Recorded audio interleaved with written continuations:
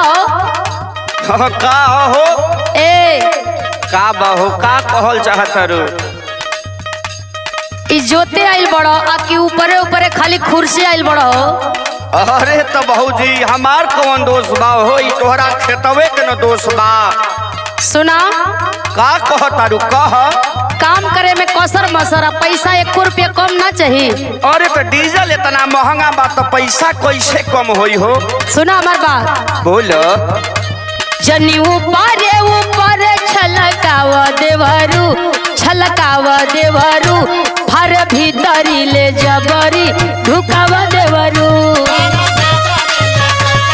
घुसाव देवरू।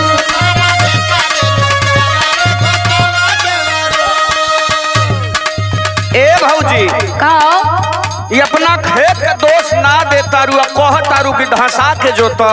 कुल ट्रैक्टर वाले तो यही झूठ साच बतियावेला। सुना बोला कि तोहर खेतवे गइल बा झुराई भौजी, हाँ झुराई भौजी, नहीं जबरी ई भीतरी ले जाई भौजी। ई तोहर खेत बना गइल हा।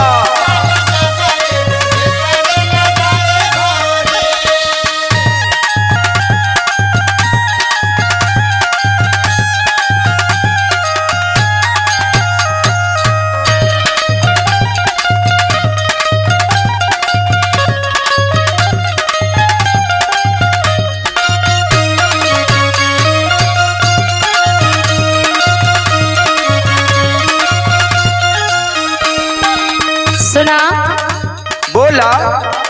जगह पैसा में कोताही न हो, कामों में कोताही मत करा। अरे तो हम अपने जाने भर में तो धसैते नु बानी।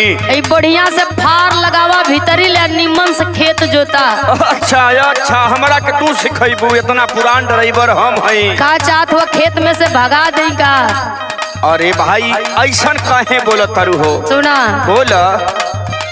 भले पैसा ला बढ़ाई, निमन करा तू जोताई। हम सही बात कहलू हो। एकरे बदे हम तावा लेके आई। भले पैसा ला बढ़ाई, निमन करा तू जोताई। अच्छा जनिया गले बगले बहकाव देवरू, बहकाव देवरू, फार भीतरी ले जबरी घुसाव देवरू।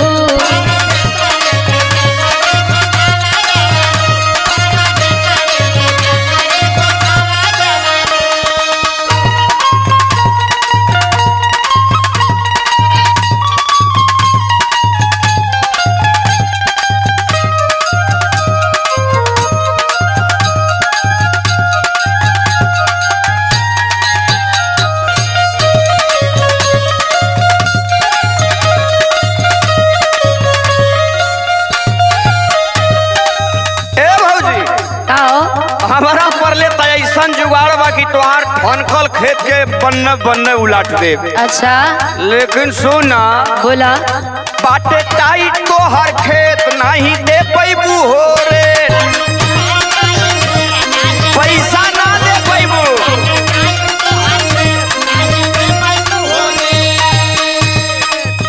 कि बाटे टाइट तोहर खेत नहीं दे पैबू हो रे, कि रमेश भी केतनो जोर दी लगाई भौजी, हाँ लगाई भौजी, नहीं जबरी ई भीतरी ले जाई भौजी।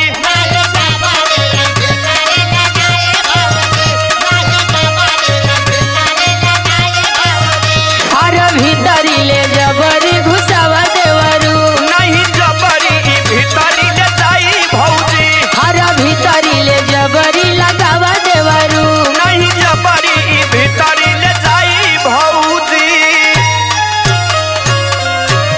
ए बाबू रे, जोते के बाद तो जोत नहीं, ट्रैक्टर लेके जो। हाँ तो बहुत तोहरा जैसन हमरा के खेत मिली।